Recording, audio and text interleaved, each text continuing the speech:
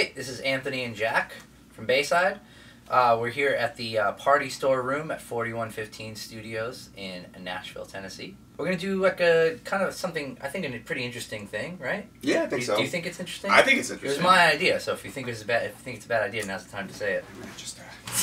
We're going to do like an inside the track thing for our record, Vacancy. We're basically we have the sessions pulled up in the studio, and we're going to go through the songs and kind of dig into them deep and sort of explain our intentions with the different parts and what they're doing, and sort of maybe even how some of the parts came about, some of the arguments we had over the parts. Yeah, it's interesting because when you make a record, there's a lot of stuff in there that you might not hear. I mean, I know just even with multiple layered backup vocals or like multiple layered guitar parts where you really hear one thing very prominently, but without a lot of intensive listening, you might not notice a lot of things. So it'll be interesting to kind of bring out a lot of the nuanced parts that maybe some people missed if you got marginal headphones, or if you're just kind of a casual listener. This is just sort of a little insight into the depths that we go into a lot of these songs. There's a lot of songwriting tricks and production tricks and musician tricks that bands use, or good bands at least use, that like there's a lot of things going on that you may feel,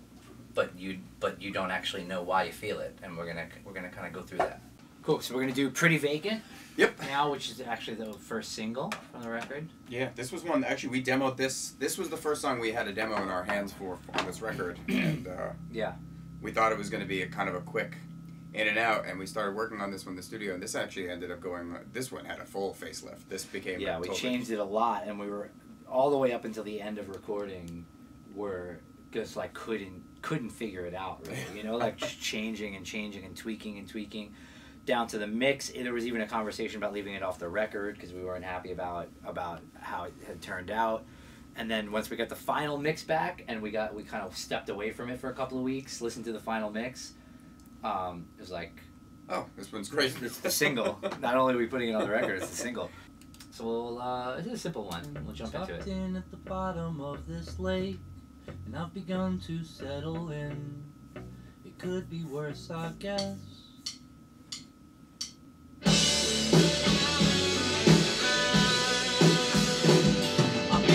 So we'll kind of like reverse engineer this. So the way it was written was just with the stabs. And the drums originally were just going boom, ba, boom, ba. So that's kind of how, that was the inception of the song. And then Chris, we were at Barista Parlor. Yep. We were at Barista Parlor in Nashville having coffee, and Chris had a little drum machine app on his phone, and he was messing around with it while we were sitting there taking a break from working on this, and he came up with this. Yeah, we had a conversation about using kind of like employing more of like an industrial element, where we had the idea of like a machinery or something that was rhythmic but not necessarily like in a straightforward sense. And there's a little reverse snare drum too. There's some percussion in there too.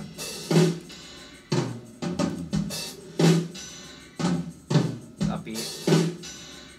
Yeah, it really does kind of give you the idea, like the image of like a factory or something that's just like a machine running more so than like a standardized drum. Right, but then when you put in the kind of down major progression.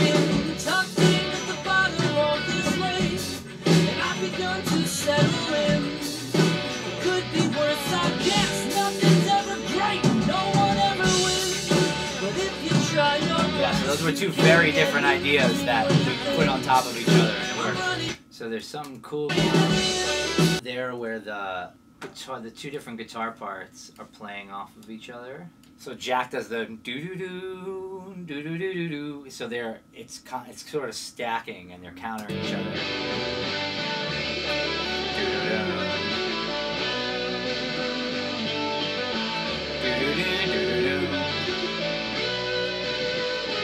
And then chiming.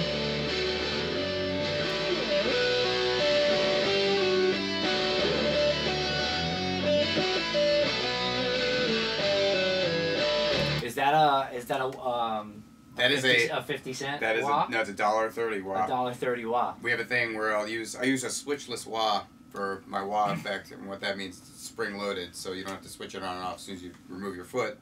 It snaps back into an off position. But we figured out that to get certain positions in that cycle of phase, you can actually stack quarters or coins underneath the thing that will essentially hold it in one spot, and you can recall it by knowing a dollar amount or a change amount. So, yeah, so what we do is we take coins and we set it so that the wah is always on, but only at a certain amount, and then that's how you get this real kind of cool, like almost like a woofy tone.